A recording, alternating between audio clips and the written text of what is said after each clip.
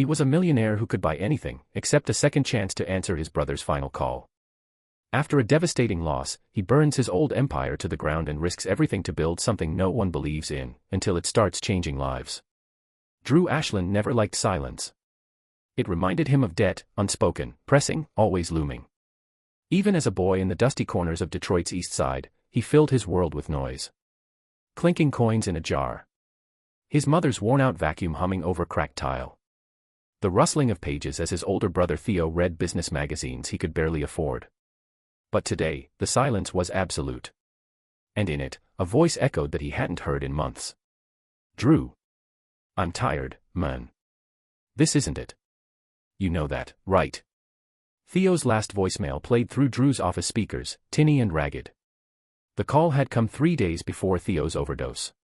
3 days before Drew, founder of Ashland Acquisitions, private equity wunderkind, face of the no-exit strategy movement, stared into a black-and-white hospital hallway and realized that even millionaires don't get to buy time. He hadn't returned the call. He had been in Scottsdale, closing a real estate deal worth $42 million. He had been busy. Now, 2 months later, his inbox overflowed with messages from investors, associates, fund managers. People wondering if Drew was sick, or worse, semi-retired. He ignored them all. Instead, he sat alone in his mid-century downtown loft, scrolling through Theo's social media, hundreds of posts, comments, photos, trying to reconstruct a timeline. To answer the only question that mattered anymore. How did he miss it? It wasn't that Drew didn't care. He did. But they'd grown apart. Drew had made his first million at 27 flipping distressed multifamily units in cities no one wanted to live in. Theo taught 6th grade. Theo wrote poetry. Theo led after-school mentoring groups for kids whose parents were still inside. He refused every investment opportunity Drew offered. I don't need money to be useful, Theo once said. And Drew, in his arrogance, thought that was sweet. Naive. Noble. Now, it felt like a dagger. The guilt clawed at him in the oddest moments, like when he walked past an empty park bench, or when he threw out a pair of Theo's old running shoes he'd kept in his trunk for years. Small, intimate triggers that whispered. You could have done more. So, one Thursday morning in early March, Drew did something he hadn't done since college. He walked into a classroom. It was the same middle school where Theo had taught. Same dull green lockers, same outdated posters about anti-bullying and growth mindset.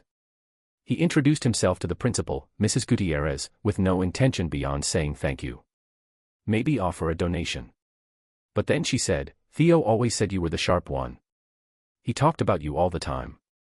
And something cracked in Drew. He asked to sit in on one of Theo's former classes. They let him. That was the first time in years he felt anything close to real fear, not the adrenaline high of a deal, not the shallow panic of a market crash, but raw, human fear. A room full of kids, some chewing pencils, others avoiding eye contact. Broken homes. Foster care. Disengaged eyes. He saw Theo's ghost in every corner. And then, he saw the opportunity he'd never considered. What if profit wasn't the only thing worth scaling? What if business could serve instead of strip? What if he could build something, fund something, that didn't only multiply wealth, but healed the streets he and Theo once walked together? He left that day with a plan. A radical one.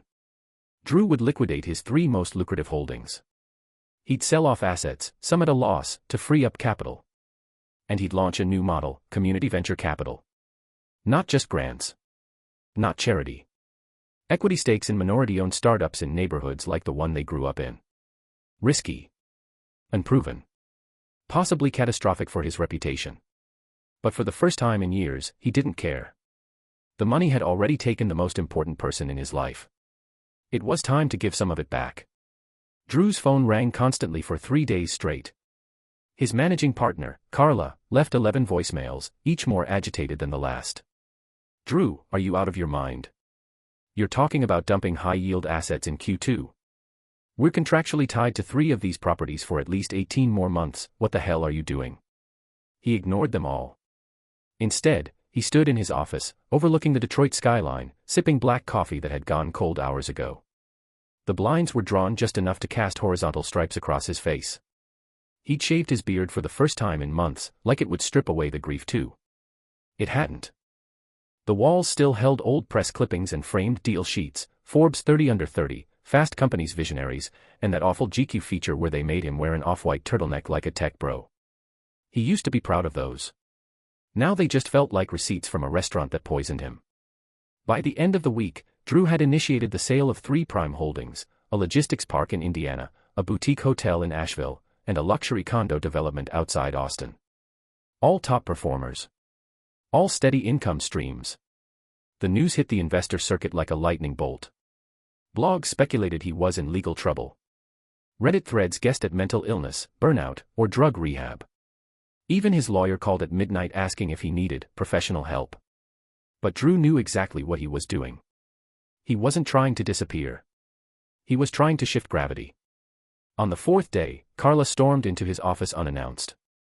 She was usually unflappable, steel-pressed suits, clinical tone, but today her mascara was smudged and her voice broke. "I've followed you into every insane risk you've ever pitched," she snapped. "Hell, I defended you when you wanted to build a Cower King space inside a boxing gym. But this? You're setting fire to our entire model." He stared at her. Then said quietly, "That's the point." For a moment, she just stood there. Then she sat across from him and asked the question no one else had bothered to. "What happened, Drew?" He told her about Theo. Not just the death, but the years before it. The distance. The stubborn love. The final voicemail. The shoes in the trunk. Carla listened without interrupting. When he finished, she didn't offer comfort. She offered honesty. "I liked Theo," she said. "He made me uncomfortable. But in a good way." She hesitated. "If you're serious about this pivot, I'm with you. But we do it smart. Not reckless. We vet everything, build a framework, protect the new stakeholders." Drew nodded, a lump in his throat. He hadn't expected her to stay. The next morning, they convened in a bare conference room with a whiteboard and legal pads. No laptops. No Wi-Fi. Just ink, silence, and ideas. They called the new venture Thorn Street Capital, named after the alley where Drew and Theo used to play basketball on weekends with no nets and a half-bent rim. It would be a fund unlike any they'd run before. No glossy pitches. No predatory terms. They'd invest in real people, with ideas rooted in their neighborhoods, barbers who wanted to scale into grooming schools, ex-cons who had developed food truck recipes in prison, teenagers with app ideas born from real-life struggle. But there were barriers. Big ones. First, Drew would have to face his investors, men and women he'd courted for years, many of whom saw community reinvestment as a euphemism for flushing money down the toilet. Second, the math. His projected ROI would plummet. There was no guarantee this wouldn't tank what was left of his reputation. But none of that scared him like the third barrier. The families. The people he wanted to help. Would they even trust him? He'd made millions extracting value from places like theirs. Now he wanted to give something back, and they'd have every reason to suspect his motives. He couldn't pitch this from a penthouse. He had to walk into their world. So that's what he did. Drew parked his matte black Range Rover 2 blocks away from the old house on Fisher and Templeton. It felt wrong to pull up to the curb in something that cost more than most families' yearly income. He walked the rest of the way, hands deep in the pockets of his wool coat, head low, like he might bump into a version of himself he didn't want to recognize. The old house was boarded up. Same as the others on the block, tagged with graffiti, window frames hollow like eye sockets. But the sidewalk still remembered their childhood. Cracks where Theo had tripped playing tag. The faint outline of a hopscotch grid Drew once drew in chalk. He stood there longer than he meant to, until a man's voice called out from across the street. "You lost, brother." Drew turned. A guy about his age, maybe younger, stood outside a barbershop, apron still on, phone in hand. Tattoos peeked from under his sleeves, and a kid's bicycle leaned against the door behind him. "I grew up here," Drew said. The guy squinted. "Yeah. When?" "90s. House right there. My brother was Theo Ashland." That name. The change on the man's face was immediate. "You're Theo's brother?" he asked, stepping closer. "Man, I went to that dude's after-school program when I was 13. He used to run those writing workshops at the rec. Theo was a real one." Drew didn't know whether to smile or cry. Instead, he said, "You run that shop?" "Yeah. Rico." Opened it 3 years ago. He wiped his hands on his apron. You here for something? Drew nodded, pulling a folded pamphlet from his coat. I'm starting a venture fund. For businesses like yours. Small scale, high impact. No predatory rates, no vultures. Just capital with dignity. I want to hear your story. Rico laughed once, dryly. Capital with dignity. Sounds like a white paper, man. Drew chuckled too.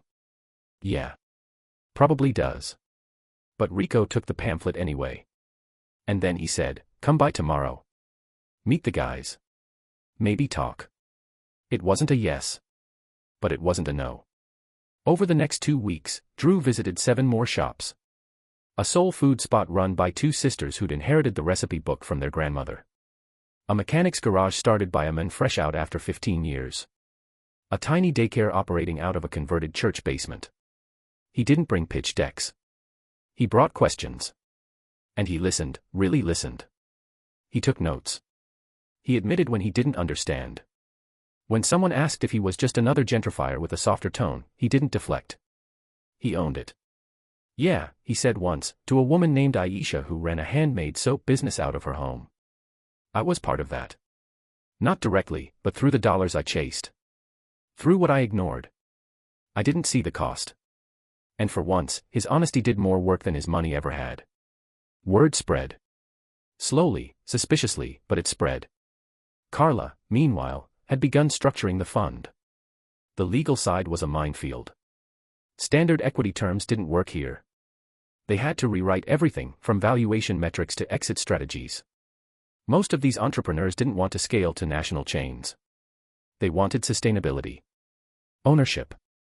Control. So Drew redefined success. Instead of 10x returns, he tracked job creation. Employee retention. Local reinvestment. Mental health metrics. Some investors dropped out. A few even called him unpatriotic. One sent a terse email, you used to be about profit. What happened to you? Drew didn't answer that one. He just looked at the photo of Theo he'd taped inside his notebook, Theo laughing, mid-sentence, a copy of Baldwin in his hand, and whispered, you did. But not everyone turned away. A few new partners came forward. A retired NFL player who grew up in Flint. A widow who'd made a fortune in manufacturing and wanted to back human-first capitalism. Even a former rival fund manager intrigued by the social metrics. And then, late one Friday night, Drew got a call from Rico. Hey. That thing you talked about. I think I'm in. But not just for me. There's this kid, Damon. 17. He's building this crazy sneaker restoration business out of his grandma's garage. You should meet him. Drew sat up in bed. Just like that, it began. Not a flood. But a spark. The garage smelled like glue, rubber, and ambition. Not the kind of ambition you read about in tech blogs, that crush the market, kind, but something rawer. Scrappier. Born from necessity. Damon was 17, maybe 5'9", lean as a switch, with eyes that darted like a streetball guard's, always calculating, never still. He wore mismatched socks and an old hoodie splattered with paint. Around him, sneakers sat on wire racks like patients in a triage unit. Jordans, Yeezys, battered Chuck Taylors with the soles peeled off like sunburnt skin. Don't touch those, he said, nodding at a pair of retro Air Maxes. Customers got OCD about crease marks. Drew raised both hands. Just looking. Rico grinned from the doorway. Told you he's serious. Damon didn't smile. He kept working, sliding a heat gun over the toe box of a scuffed Adidas. So, Damon said after a beat, you're the money guy. Not exactly, Drew said. I used to be. Now I'm trying to be the right kind of money guy.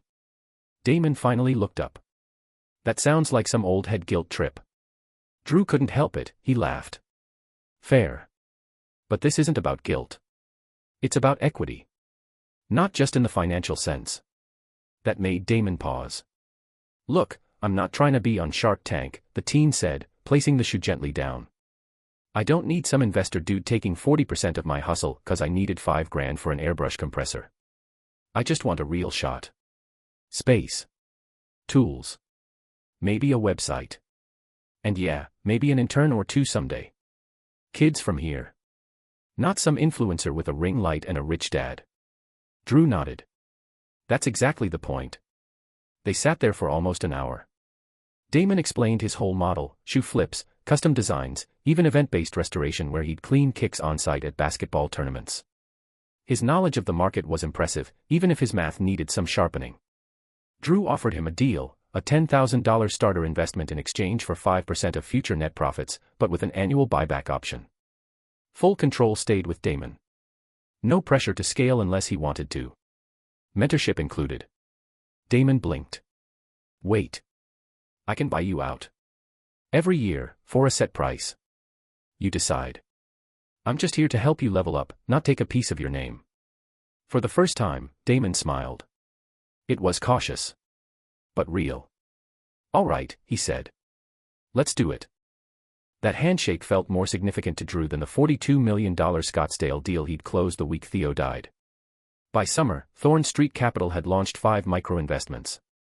Rico expanded his barbershop to include a community grooming school. Aisha's soap business moved into a tiny storefront and hired 2 single moms. Damon got a second-hand delivery van wrapped with his own logo, sole purpose. And the fun didn't just pump in money. Drew and Carla hosted free weekend workshops: financial literacy, business law, emotional resilience.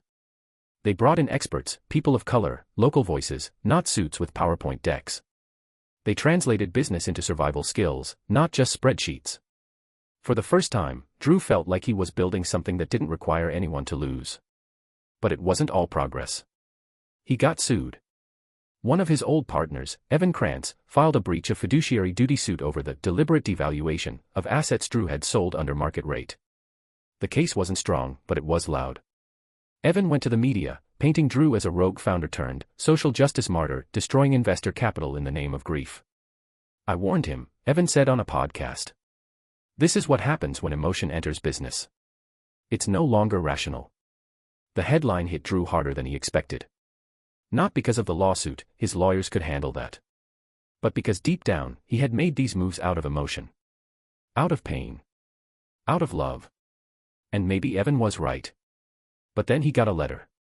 Handwritten. No return address. Inside. Mr. Ashland. My son works at Aisha's shop. He's off probation. Smiles now. You didn't save his life. But you made it feel like it could go somewhere. Thank you. Drew folded the letter slowly. Placed it beside Theo's photo. He whispered to the silence, "You still with me, big bro?" The silence had changed. It didn't press in anymore. It made room. Drew never liked galas.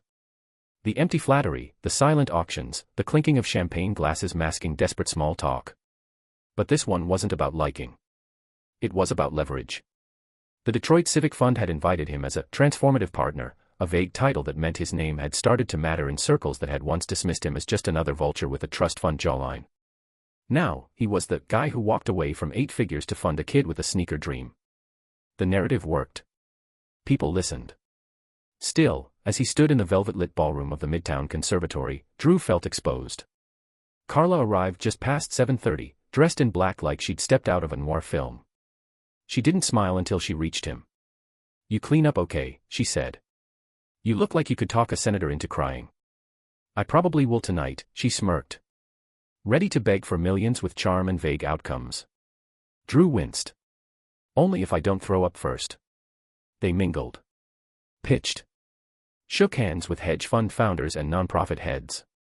Spoke to 3 different mayors. The usual crowd, well-meaning, image-conscious, occasionally genuine. And then came Marlene Becker. She wore power like perfume. Former CEO turned philanthropic strategist.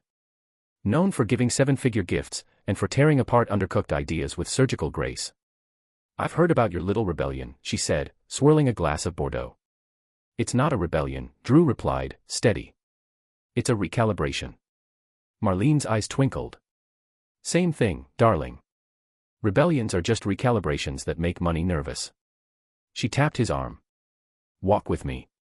They moved to a quieter corner near the terrace. "I've seen your numbers," she said. "Not bad. But not investable in the traditional sense." "I'm not looking for traditional," Drew replied. Clearly. She paused. But I am curious. What's the real engine here?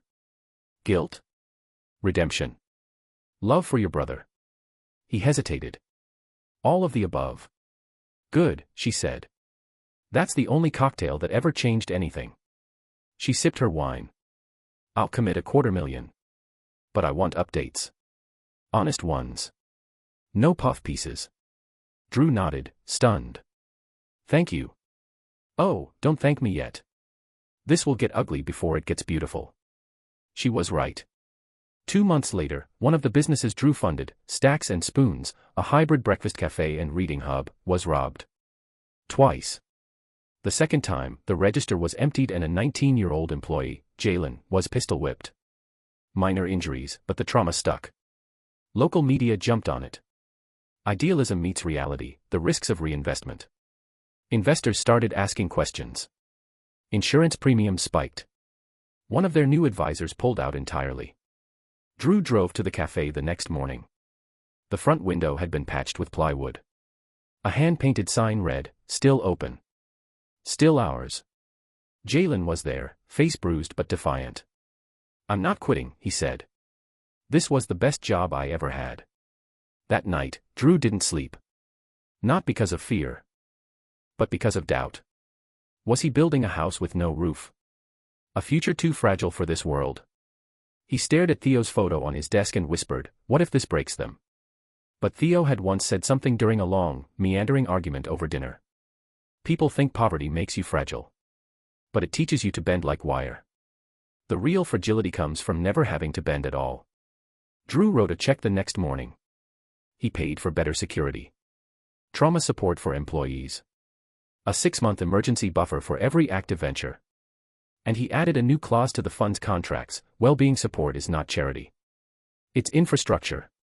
Later that week, Carla burst into his office holding her phone. "Drew. You need to see this." A video had gone viral on TikTok. Damon, now 18, was giving a tour of his small shop. At the end, he paused in front of a wall covered in customer messages. He pointed to one that read, "You fixed my kicks. But you gave me back my walk." Damon looked at the camera and said, "This ain't about shoes. It's about dignity. And someone betting on me when nobody else would." 4 million views in 2 days. Drew watched it twice. Then again. Then he turned off his phone and cried. Not for what he lost, but for what he was finally starting to build. By fall, Thorn Street Capital had funded 12 ventures. The portfolio was a mosaic: an urban farm run by formerly incarcerated women, a mobile bookshop built from a converted school bus, a low-cost therapy app tailored to inner-city teens. None of it looked like conventional success. And yet, in the numbers that mattered, employment, mental health access, local reinvestment, the results spoke louder than any quarterly report ever had. Still, the pressure mounted. The fund's burn rate was high. Traditional investors wanted updates. Metrics. Exits. A few whispered that Drew was building a museum of good intentions with no path to scale. Drew knew that voice. It was his own, 5 years ago, standing in a glossy boardroom, dismissing anything that didn't promise a tenfold return. Now, he faced a new challenge. To prove that a business built on human repair could still yield dividends, just not the kind you measure in IPOs. Then came the conference. A last-minute invite to speak at the National Social Impact Summit in Chicago. The keynote had dropped out. Drew was the replacement. Carla warned him, "You'll be in a room full of suits who want to feel good about sprinkling virtue on top of capitalism. Don't give them what they want. Give them what they need." He flew in that morning, speech half-written, nerves twisted like wires. As he stepped onto the stage, the crowd settled, expecting something polished. Something branded. Instead, Drew began with a story. "My brother died 2 years ago. Heroin overdose. Alone. He'd been a teacher, a mentor, a builder of people. And I was too busy flipping apartment complexes to return his last call." The room went still. He didn't dramatize. He just told the truth. He spoke about Theo. About the voicemail. About selling off his best assets. About the barbershop. About Damon. About the nights he doubted everything and the mornings that made the doubt worth enduring. And then he said this. Return on investment is easy to track. Return on emotion isn't. but I've seen it. In a single mother who now employs 5 others. In a teenager who once tagged bus stops and now ships shoes across the country. In a community where people feel seen, not studied. You tell me, what's the better economy? There was no applause at first. Just silence. The kind that feels like listening. And then it came. Not polite. Not corporate. But real. Afterward, 3 firms approached him. One wanted to replicate the model in Baltimore. Another offered to partner on a hybrid fund for legacy families looking to shift generational wealth. The third, an influential East Coast investment group, proposed a matching grant for every dollar his fund deployed in the next year, up to $5 million. Drew didn't smile. He didn't celebrate. He just nodded. Then he excused himself, went to the hotel rooftop, and called Carla. She answered, breathless. Well. We've got partners. Real ones. A pause.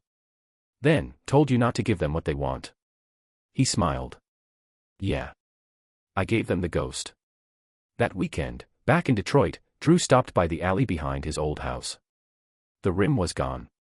Just a rusted pole left, tangled with vines. He sat on the curb, not thinking, just being. The way he and Theo used to after long games, sweaty and sore and dreaming.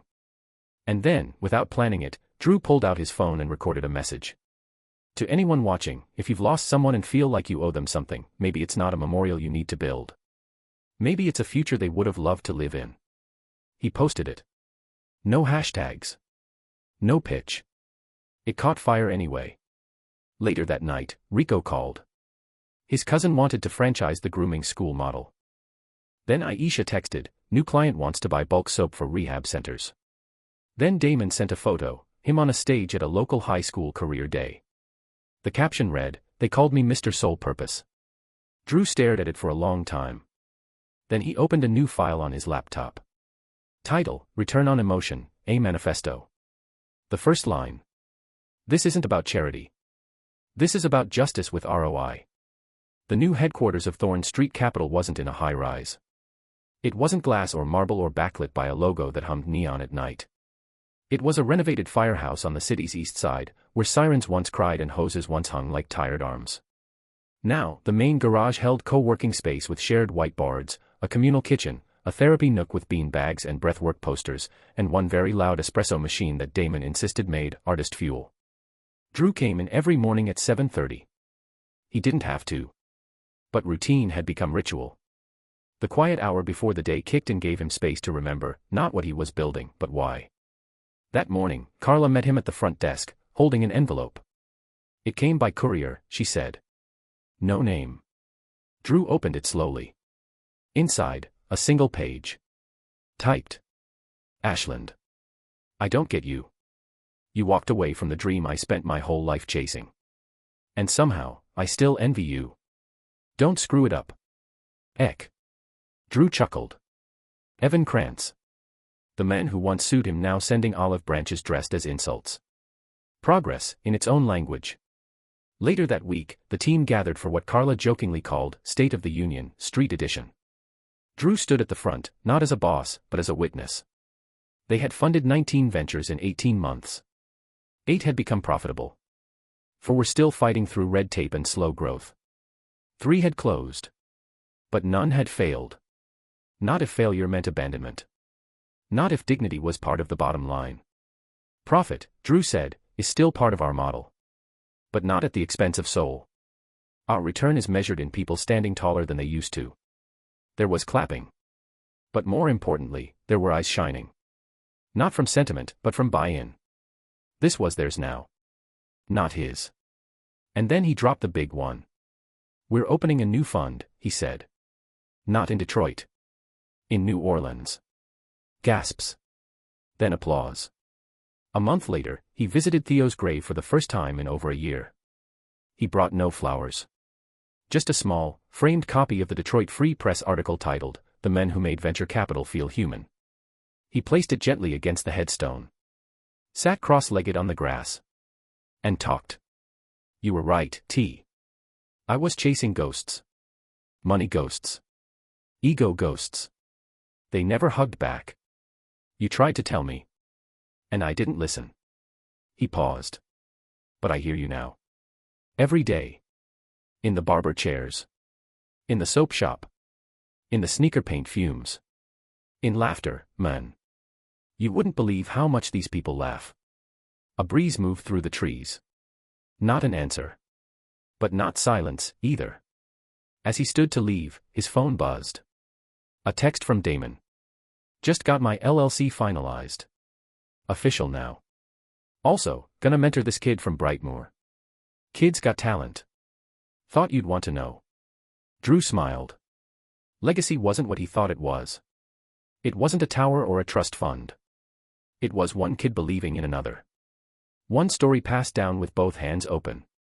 As he walked back to the car, he felt it. The dividend of grace. Not earned.